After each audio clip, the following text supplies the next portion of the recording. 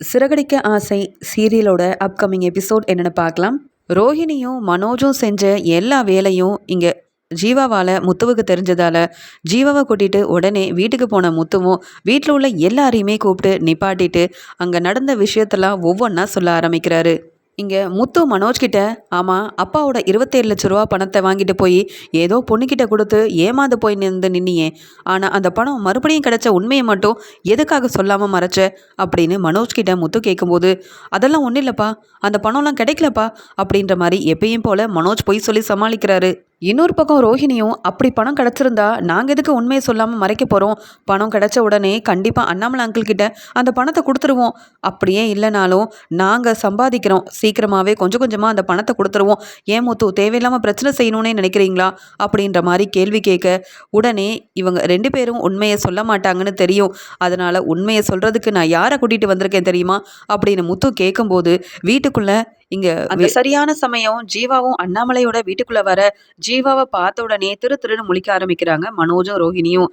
இங்க உடனே முத்து மனோஜை பார்த்து, இவங்கள உனக்கு ஞாபகம் இருக்கா, இவங்க தான் நீ முதல்ல விரும்பினவங்க, அந்த ஜீவாவை நீ எப்படி மறந்துருப்ப மனோஜ், அதான் பணத்தெல்லாம் வாங்கிக்கிட்டு குடும்பத்தை ஏமாத்துன நீ ஜீவா கொடுத்த பணத்தை மட்டும் மறந்துட்டியா என்ன அப்படின்னு சொல்லும்போது, இங்கே உடனே அண்ணாமலை, என்ன முத்து சொல்கிற, பணம் கிடச்சிருச்சா, ஆமாம் இங்கே மனோஜே இந்த பொண்ணு தான் ஜீவாவா, இவ தான் உன் பணத்தெல்லாம் எடுத்துகிட்டு போனதா அப்படின்னு கேட்க, உடனே விஜயா சொல்கிறாங்க, என் பையனை ஏமாற்றிட்டு என் வீட்டுக்கே வந்திருக்கிறியா, ஆமாம் என் பையனை ஏமாற்றி கொண்டு போனேன் 27 லட்ச ரூபா பணம் எங்கே, அது என் வீட்டுக்காரரோட பணம் அப்படின்னு சொல்லி ரொம்ப கோவமாக விஜயா திட்ட ஆரம்பிக்கிறாங்க ஜீவாவை. அதுக்குடனே ஜீவாவும், நான் ஒன்றும் யாரையும் ஏமாத்தலை, குடும்பத்தையே ஏமாத்தின உங்கள் பையன் மனோஜை நான் ஏமாத்துறது உங்களுக்கு பெருசாக தெரியுதா, நான் உங்கள் பையன்கிட்ட இருந்து 27 லட்ச ரூபா பணத்தை எடுத்துகிட்டு போனது என்னவோ உண்மைதான், அந்த பணத்தை வச்சு நான் பெரிய பெரிய பிஸ்னஸ் எல்லாம் ஆரம்பித்து இப்போ ரொம்ப நல்லா இருக்கேன், ஆனால் போன தடவை இங்கே ஒரு வேலையாக வந்தப்போ இந்த மனோஜும் இந்த ரோஹிணியும் என்னை போலீஸ் வரைக்கும் கூட்டிகிட்டு போய் பெரிய பிரச்சனை செஞ்சுட்டாங்க,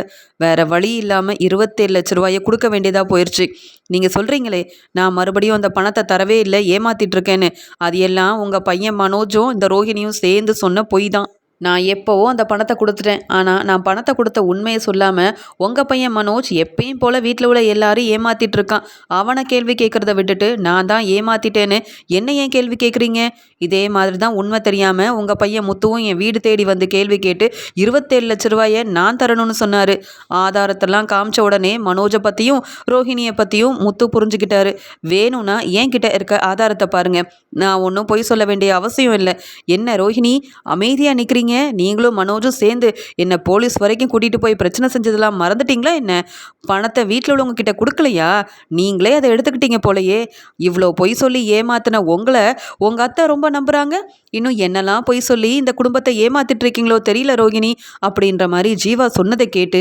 ஆமாப்பா இந்த உங்க 27 லட்ச ரூபா பணத்தை கிடைச்ச உண்மையை இவங்க 2 பேரும் மறைச்சிட்டாங்க, நானா வந்து உண்மையெல்லாம் சொன்னா நீங்க யாரும் ஒத்துக்க மாட்டீங்க, நான் பொய் சொல்றேன்னு சொல்லி அப்படியே இவங்க சமாளிச்சிருவாங்க, இப்போ கூட பார்த்தீங்களே மனோஜ் பொய் தான் சொல்லிட்டு இருக்கான்னு, அதனால தான்ப்பா ஜீவாவை கூட்டிகிட்டு வந்தேன், வேணும்னா ஜீவா கிட்ட இருக்க ஆதாரத்தெல்லாம் பாருங்க, ஜீவா கிட்ட உங்கள் பணத்தை கொடுத்து ஏமாந்தது என்னவோ உண்மைதான், ஆனால் அந்த ஜீவா மறுபடியும் பணத்தை திருப்பி கொடுத்துட்டாங்க, அது மட்டும் இல்லை 27 லட்ச ரூபாய்க்கு வட்டியோட 30 லட்ச ரூபா பணத்தை கொடுத்துட்டு தான்ப்பா இவங்க போயிருக்காங்க, அதை கூட இந்த பார்லலமாவும் மனோஜும் சேர்ந்து உண்மையை மறைச்சிருக்காங்க, இப்போவாது புரியுதா அப்படின்னு கேட்க, உடனே இங்கே முத்துக்கிட்ட இருந்த ஆதாரத்தையும் அந்த ஜீவா வந்து வீட்டில் உள்ள எல்லார்கிட்டையுமே காமிக்கிறாங்க, இது அந்த மனோஜும் ரோஹிணியும் என்கிட்ட பணத்தை வாங்கிட்டு போலீஸ் முன்னாடி கையெழுத்து போட்டு நான் வாங்கினேன் இந்த பேப்பரெல்லாம் பாருங்க அப்படின்னு ஒவ்வொரு ஆதாரத்தையும் காமிக்க, விஜயாவுக்கும் அண்ணாமலைக்கு மட்டும் இல்லாமல் இங்கே ரவி ஸ்ருதின்னு எல்லாருக்குமே தெரியுது ஏமாத்துனது இந்த ரோஹிணியும் மனோஜும் தான் அப்படின்னு. உண்மையெல்லாம் தெரிஞ்சுக்கிட்ட விஜயா உடனே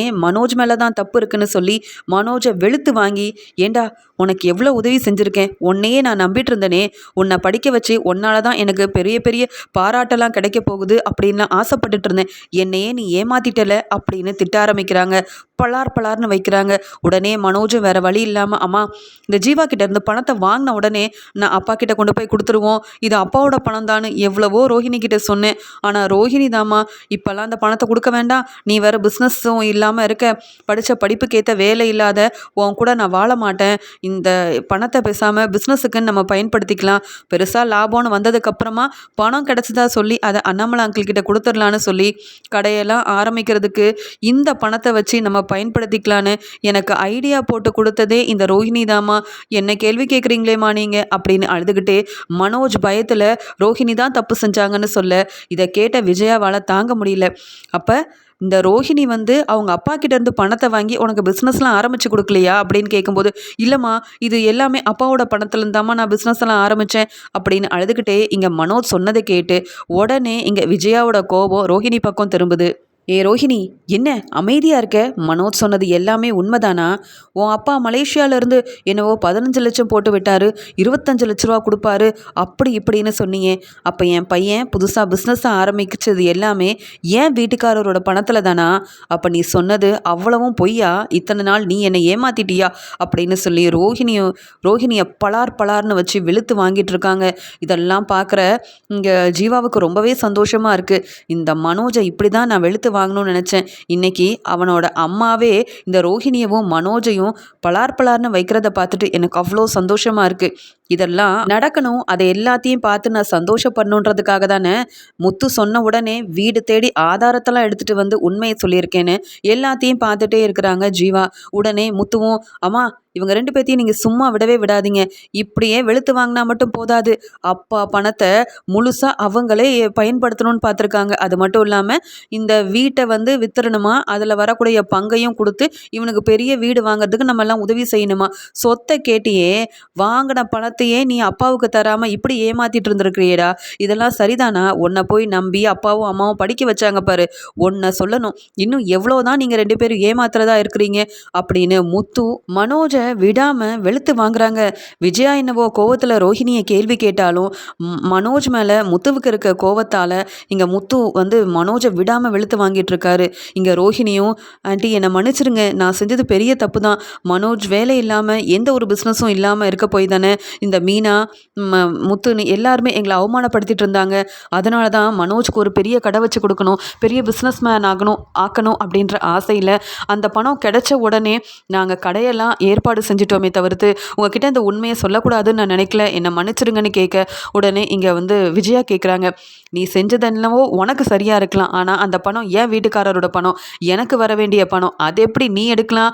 ஆமாம், உண்மையாகவே உங்கள் அப்பா மலேசியாவில் இருக்காரா, இல்லை அப்பா மாமா எல்லாரும் பெரிய பிஸ்னஸ் மேனாக மலேசியாவில் இருக்காங்கன்னு நீ சொன்னது எல்லாமே பொய் தானா? ஏன் தெரியுமா, உன்னை வர நம்பவே முடியல. அன்னைக்கு என்னடானா பார்லரோட பேர் என்னுடைய பேரை மாற்றிட்டு வேற ஏதோ பேரை வச்சுருக்க, இப்போ என்னடானா உங்கள் அப்பா தான் பணத்தை கொடுத்தாங்கன்னு பொய் சொல்லி என்னை ஏமாத்திருக்க. உன்னை இனியும் நம்ப முடியாது. உங்கள் அப்பா இப்போ எங்கே இருக்காரு, உனக்கு அப்பான்னு ஒருத்தர் இருக்காரா இல்லையா? இப்படியெல்லாம் எனக்கு நீ கேட்டால் சும்மா விட மாட்டேன், உண்மையை சொல்ல மாட்டேன். முத்து பேசாமல் இந்த ரோஹிணி மேலே ஒரு கம்ப்ளைண்ட் கொடு. உண்மையாகவே இவங்க சொந்தக்காரங்க எங்கே இருக்காங்க, அப்பா அம்மானு யாரும் இருக்காங்களா இல்லையா, இல்லை இந்த ரோஹிணி கல்யாணத்துக்காக இவ்வளவும் பொய் சொல்லி என்னை ஏமாத்திருக்காளான்ற உண்மை தெரிஞ்சே ஆகணும். இனியும் இந்த ரோஹிணியை நம்பிட்டு இருந்தால் சரிப்பட்டு வராது அப்படின்னு விஜயா இருந்த கோவத்தில் முத்துக்கிட்ட இப்படி சொன்னதை கேட்டு என்ன செய்யனே தெரியாமல் அழுதுகிட்டே இருக்கிற ரோஹிணி திருன்னு முழிக்கிறாங்க. அண்ணாமலை கிட்டையும் விஜயா கிட்டையும் மாற்றி மன்னிப்பு கேட்டு ரொம்ப அழுகிறாங்க ரோஹிணி. உடனே ஸ்ருதியும், என்ன ரோஹிணி நீங்கள் படித்தவங்க தானே, அது அண்ணாமலை அங்கிள் கஷ்டப்பட்டு உழைச்சி சம்பாத்தியம் பண்ணி வாங்கின பணமாச்சே, அந்த பணத்தை வாங்க அவங்க எவ்வளோ கஷ்டப்பட்டுருப்பாங்க. ஆனால் நீங்கள் என்னடானா பணம் கிடச்சிருந்தும் பொய் சொல்லி குடும்பத்தை ஏமாத்திருக்கீங்க. இப்போ விஜய் ஆண்டி கேட்குற கேள்விக்கும் பதில் பேசாமல் இருக்கீங்க. எனக்கும் உங்கள் மேலே சந்தேகமாக தான் இருக்குது. உண்மையாகவே உங்கள் அப்பா மலேசியாவில் இருந்தால் நீங்கள் கேட்ட உடனே பணத்தை கொடுத்துருப்பாங்க. அவங்க தான் பெரிய பிஸ்னஸ் மேன் ஆச்சே, அப்புறம் எதுக்கு அண்ணாமலை அங்கிளோட பணத்தை எடுத்து நீங்கள் மனோஜுக்கு பிஸ்னஸ் எல்லாம் ஆரம்பித்து கொடுக்கணும்? அப்படி என்ன உங்களுக்கு அவசியம் இருந்தது? நீங்கள் சொல்கிறது எல்லாமே நம்புகிற மாதிரி இல்லை ரோகிணி, ஏதோ பெரிய உண்மையை மறைக்கிற மாதிரி தான் இருக்குது. முத்து பேசாமல் கம்ப்ளைண்ட் கொடுங்க, போலீஸ் மூலமாக ரோஹிணியை பற்றின உண்மை நம்மளுக்கு தெரிய வரட்டும் அப்படின்னு ஸ்ருதியும் சொல்கிறாங்க. உடனே மீனா சொல்கிறாங்க விஜயாவை பார்த்து, என்னவோ என் பணக்கார மருமகளை பார்த்து கற்றுக்கோன்னு சொன்னீங்களே, எதை பார்த்து கற்றுக்கணும்? உங்கள் பணக்கார மருமக மாமாவோட பணத்தையே இப்படி தனக்காக செலவு செஞ்சுருக்காங்க. உங்கள் மகன் பிஸ்னஸ் ஆரம்பிக்கணும்னு சொல்லி எல்லா செலவும் செஞ்சுருக்காங்களே, இதெல்லாம் பார்த்து தான் நான் கற்றுக்கணுமா? ஏதோ வீட்டில் நடந்த ஒரு சின்ன விஷயத்த என் அம்மா கிட்ட சொல்லிட்டேன்னு அந்த பேச்சு பேசுனீங்களே, உங்களையே ஏமாத்திருக்க இந்த ரோஹிணி ரோஹிணியை பார்த்து நான் எதுவும் கற்றுக்க வேண்டிய அவசியம் இல்லை. ஏன்னா எனக்கும் உங்கள் பையன் முத்துவுக்கும் யாரையும் ஏமாற்ற தெரியாது, ஏமாறவும் தெரியாது. இவங்க இப்படி நம்ம குடும்பத்தை ஏமாற்ற போய் தான் யாரோ ஒருத்தர்கிட்ட 30 லட்ச ரூபா பணத்தை ஏமாந்து இப்போ வீடும் இல்லாமல் பணமும் இல்லாமல் இருக்கிறாங்க. இதை எதை பற்றியுமே தெரியாமல் மனோஜுக்கு ரோஹிணியை கல்யாணம் பண்ணி வைக்கணுன்ற ஆசையில் அவங்கள பற்றி ஒழுங்காக விசாரிக்காம நீங்கள் என்னவோ பணக்கார மருமகளாக இருந்தால் போதும்னு மனோஜுக்கு, உங்கள் பையன் மனோஜுக்கு கல்யாணம் பண்ணி வச்சிங்க. இப்போ என்னவோ அவங்க நிறைய உண்மையை மறைச்சி உங்ககிட்டயே பொய் சொல்லியிருக்காங்க. இதில் ரோஹிணியை பார்த்து நல்லதெல்லாம் நான் கற்றுக்கணுமா? ஏது ரோஹிணி கிட்ட என்ன நல்ல விஷயம் இருக்குன்னு நான் கற்றுக்கிறதுக்கு அப்படின்னு சொல்லி விஜயாவை வெளுத்து வாங்குறாங்க மீனா. உடனே இங்கே அண்ணாமலையும், இது எல்லாத்துக்குமே காரணம் நீ தான் விஜயா. ஏன்னா நீ எப்போ பார்த்தாலும் ரோஹிணியை தலையில் தூக்கி வச்சு கொண்டாடின, என்ன செஞ்சாலும் பரவாயில்ல, வீட்டில் உள்ளவங்க கேட்க மாட்டாங்கன்ற ஒரு திமிருத்தனத்தில் தான் இந்த ரோஹிணி இப்படியெல்லாம் செஞ்சுருக்கா. நீ முதல்ல ரோஹிணியை பற்றி விசாரிச்சிருக்கணும். எனக்கும் எல்லார மாதிரியும் ரோஹிணி மேலே சந்தேகமாக தான் இருக்குது. இப்போ வரைக்கும் அவங்க அப்பா மாமா சொந்தக்காரங்கன்னு யாருமே ரோஹிணியை பார்க்கவும் மனோஜை பார்க்கவும் வரவே இல்லை. அதை பற்றி நீ பெருசாக கேட்கவும் இல்லை. ஏன்னா கேட்குறப்பெல்லாம் ரோஹிணி எங்கேயோ இருந்து பணத்தை வர வைக்கிறான்னு நினச்சிக்கிட்டு பணம் மட்டும் வந்தால் போதும்னு நினச்சேன். இப்போ பார்த்தியா, அவங்க அப்பா கிட்ட இருந்தும் பணம் வரலை, மாமா கிட்ட இருந்தும் பணம் வரலை. என்னோட பணத்தை வச்சு தான் மனோஜுக்கு புதுசாக பிஸ்னஸ் எல்லாம் ஆரம்பித்து கொடுத்துருக்கா. அந்த பணத்தை மூலமாக தான் இப்போ மனோஜ் கொஞ்சம் கொஞ்சமாக சம்பாதிச்சுட்டு வரான். இத்தனை நாள் நீ என்ன சொன்ன? ரோஹிணி மனோஜோட வாழ்க்கையில் வந்ததுக்கு அப்புறமா தான் இங்கே மனோஜ் வந்து முன்னேறிக்கிட்டே போகிறான்னு சொன்னல, அதெல்லாம் ஒன்றுமே இல்லை. ஏமா ரோஹிணி, மனோஜ் தான் இப்படி ஒரு முடிவெடுக்கிறானா? நீ ஏமா மனோஜுக்கு பிஸ்னஸ் வச்சு கொடுக்கறதுக்கு என் பணத்தை எடுத்து செலவு செய்யணும்? அதில் உனக்கு என்னம்மா உரிமை இருக்குது? அது ஏன் பணமாச்சே. நீங்கள் 2 பேரும் செஞ்ச தப்பை என்னால் என்றைக்கும் மன்னிக்கவே முடியாது. நீங்கள் எவ்வளோ தான் அழுதாலும் எங்ககிட்ட மன்னிப்பே கேட்டாலும் அது என்னுடைய பணம். அந்த பணம் கிடைச்சதையாவது எங்ககிட்ட சொல்லியிருக்கலாம், இல்லை எங்ககிட்ட கேட்டாவது அந்த பணத்தை வாங்கியிருக்கலாம். ஆனால் உண்மையை மறைச்சி இத்தனை நாள் ஏமாத்திட்டு இருந்திருக்கீங்க பார்த்தீங்களா? உங்கள் 2 பேரையும் இனி என்னால் மன்னிக்கவே முடியாது. விஜயா, பேசாமல் 2 பேரையும் வீட்டை விட்டு வெளியில் அனுப்பு. இவ்வளோ ஏமாத்தினவங்க என்ன வேணாலும் செய்ய ரொம்பவே இப்படி தான் என்ன வேணாலும் செஞ்சு நம்மளை ஏமாற்றுவாங்க. இனி இவங்க 2 பேரும் நம்ம வீட்டில் இருக்கவே கூடாதுன்னு சொல்ல, உடனே முத்து சொல்கிறாரு, அது எப்படிப்பா? பணத்தை கொடுக்காம பார்லலமாவும் மனோஜும் வீட்டை விட்டு வெளியில் போனால் நம்ம சும்மா விட்டுருவோமா? நல்லதாக போச்சு, அப்படியே கிளம்பிடலான்னு நினைப்பாங்க. இவங்க கிட்ட இருந்து பணத்தை வாங்காமல் வெளியில் அனுப்பவே கூடாது. அம்மா சொன்ன மாதிரி பேசாமல் கம்ப்ளைண்ட் கொடுப்போம்ப்பா. இந்த பார்லலம்மா இன்னும் என்னெல்லாம் உண்மையை மறைச்சிருக்காங்கன்னு வர போலீஸே கண்டுபிடிக்கட்டும் அப்படின்னு சொன்னதை கேட்டு ரோஹிணி ரொம்பவே பயந்து போய் நிற்கிறாங்க. அதுக்கு விஜயாவும், நீங்கள் எல்லாரும் சொல்கிறத நான் ஒத்துக்கிறேன். இத்தனை நாள் இந்த ரோஹிணியை நம்பி நான் ஏமாந்ததே போதும். இனியும் நம்ப நான் தயாராக இல்லை. பேசாமல் ரோஹிணி மேலே கம்ப்ளைண்ட் கொடுக்க வேண்டியதான்னு சொன்னதை கேட்டு ரோஹிணி பயந்து போயிட்டு, ஆண்டி என்னை மன்னிச்சிடுங்க, நான் செஞ்சது எல்லாமே தப்பு தான். நீங்கள் என் மேலே கம்ப்ளைண்ட் கொடுக்க வேண்டாம். என் மேலே ரொம்ப நம்பிக்கையாக இருந்தீங்க. உங்கள் நம்பிக்கையை நான் வீண் செஞ்சுட்டேன். அதனால தான் என் மேலே உள்ள கோவத்தில் இப்படி பேசிகிட்டு இருக்கீங்க. என்னை மன்னிச்சிடுங்க ஆண்டி. ஆனாலும் நான் உங்களை ஏமாற்றணும்னு எந்த ஒரு பொய்யவும் சொல்லலை. எனக்கு ஒரு நல்ல வாழ்க்கை கிடைக்கணுன்றதுக்காக தான் நான் வந்து பொய் சொல்லியிருப்பேனே தவிர்த்து, மற்றபடி உங்கள் பையன் மனோஜ் தானே இதன் மூலமாக பெரிய பயனடைஞ்சிருக்காரு. அதனால தானே உங்களுக்கு நகையெல்லாம் வாங்கி கொடுத்து உங்களுக்கு ஏற்ற மருமகளாகவும் உங்களுக்கு பிடிச்ச பையனாகவும் நாங்கள் இருக்கிறோம் அப்படின்ற மாதிரி சொல்லும்போது, அதுக்கு நீ சம்பாதிச்சிருக்கணும். இல்லைனா உங்கள் அப்பா வீட்டிலேருந்து நீ பணத்தை எடுத்துகிட்டு வந்திருக்கணும். அதை விட்டுட்டு என் வீட்டுக்காரரோட பணத்தை எடுத்து மனோஜுக்கு நீ பிஸ்னஸ் ஆரம்பித்து கொடுக்க வேண்டிய அவசியமே கிடையாது. அது ஓன் பணமாக இருந்தால் நீ இதெல்லாம் செஞ்சுருக்கலாம். ஆனால் என் வீட்டுக்காரரோட பணம் கிடைச்ச உடனே முதல்ல இந்த உண்மையை என்கிட்டயாவது சொல்லியிருக்கலாம்ல. அதுக்கப்புறமா பணத்தை கேட்டு வாங்கியிருந்தா கூட நாங்கள் கண்டிப்பாக இந்த பணத்தை மனோஜுக்காக கொடுத்துருப்போம், அவன் பிஸ்னஸ் ஆரம்பிக்கிறதுக்காக கொடுத்துருப்போம். ஆனால் அப்படி செய்யாமல் நீ இத்தனை நாள் எதுக்காக ஏமாத்திட்டு இருந்த? அப்போ உங்கள் அப்பா உண்மையாகவே மலேசியாவில் இருக்காரா இல்லையா? நீ பணக்கார வீட்டு பொண்ணு தானா, இல்லை இத்தனை நாள் பொய் சொல்லி ஏமாத்திட்டு இருக்கியான்னு கேட்க ரொம்பவே பயத்தில் இருந்த ரோஹிணியும் வேற வழி இல்லாமல் நாம் இன்னும் உண்மையை சொல்லாமல் மறைச்சிட்டு இருந்தா முத்து இருக்கிற கோவத்தில் போலீஸில் கம்ப்ளைண்ட் கொடுத்து வசமாக மாட்டி விட்டுருவாருன்னு சொல்லிட்டு, வேண்டாம் ஆண்டி, நீங்கள் யாரும் என் மேலே போலீஸில் கம்ப்ளைண்ட் கொடுக்கலாம் வேண்டாம். எனக்கு அப்பாவும் இல்லை மாமாவும் இல்லை, யாரும் மலேசியாவில் பெரிய பிஸ்னஸ் செய்யவும் இல்லை, நான் பணக்கார வீட்டு பொண்ணும் கிடையாது, நான் மலேசியாவிலேருந்து வரவும் இல்லை, நீங்கள் நினைக்கிற மாதிரி பெரிய பணக்கார வீட்டிலேருந்து நீங்கள் மருமகளாக என்னை கூட்டிகிட்டும் வரலை. நான் பக்கத்து ஊரில் தான் இருந்தேன், இங்கே தான் படித்தேன். எனக்கு தெரிஞ்ச ஒரு வேலையை வச்சு இப்போ பார்லரோட ஓனராக இருக்கேன். என்னை மன்னிச்சிருங்க ஆண்டி அப்படின்னு சொல்கிறாங்க. என்னது, நீ பணக்காரி இல்லையா அப்படின்னு கேட்டு எல்லாருமே பேரதிர்ச்சி அடைகிறாங்க. உடனே முத்து, என்ன பார்லலம்மா, என்ன என்னென்னவோ சொல்கிறீங்க. அப்போ மலேசியாவிலேருந்து மாமா வந்தார், கேட்குறப்பெல்லாம் அப்பா 10 லட்சம் 20 லட்சம் தராருன்னு சொன்னது எல்லாமே பொய் தானா? மீனா, நான் சொன்னேன்ல இந்த பார்லரம்மா ஏதோ பெரிய உண்மையை மறைக்கிறாங்க. அப்பப்போ இவங்க மாமாவை பார்த்த உடனே எனக்கு எவ்வளோ சந்தேகம் வந்தது. ஆனால் அது எல்லாமே உண்மையாயிருச்சு பாரு. எங்கள் அம்மா எதுக்கு ஆசைப்பட்டு இந்த ரோஹிணியை மனோஜுக்கு கல்யாணம் பண்ணி வச்சாங்களோ அதெல்லாம் ஒன்றும் இல்லாமல் ஆயிடுச்சு. பார்த்தீங்களாப்பா, அம்மா விசாரிக்காமல் கல்யாணம் பண்ணி வைக்க போயிட்டு இப்போ உண்மையெல்லாம் தெரிஞ்ச உடனே எதுவும் பேச முடியாமல் நிற்கிறாங்க பாருங்க அம்மா அப்படின்னு முத்துவும் சொல்லி காமிக்கிறாரு. எல்லாத்தையுமே பார்த்துட்டு இருந்த இங்கே ஜீவா சொல்கிறாங்க முத்துக்கிட்ட, இங்கே மனோஜுக்கு ஏற்ற மாதிரி தான் ரோஹிணி அமைஞ்சிருக்காங்க. ஏன்னா மனோஜும் மற்ற எல்லாரையும் பொய் சொல்லி ஏமாத்துவார். அதே மாதிரி தான் ரோஹிணியும் இருக்கிறாங்க. நல்ல மருமகளை தான் உங்கள் வீட்டுக்கு கூட்டிகிட்டு வந்திருக்கீங்க போலையே, அதனால தான் எல்லாரும் ஏமாந்து போய் நிற்கிறீங்க.